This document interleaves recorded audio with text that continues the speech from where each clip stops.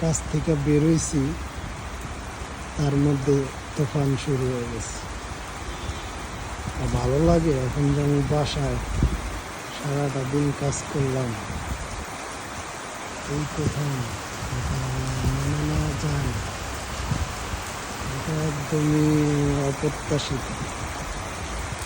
যদিও আল্লাহর রহমত বৃষ্টি, কিন্তু এখন এই বৃষ্টিটা তো আশা করি নাই। বাসার যাওয়ার সময় এখন বাসায় যেতে পারতেছে না। তার মধ্যে আজকে নিয়ে আসে নাই ছাতা, যে একটা অবস্থা। এই দেশে আর বাংলাদেশের মধ্যে পার্থক্য হলো, এই দেশে বৃষ্টি হয় শীতের সময়, আর বাংলাদেশে বৃষ্টি হয় গরমের সময়। এই শীত, তার মধ্যে 3-4টা জ্যাকেট পরতে হয়, এর মধ্যে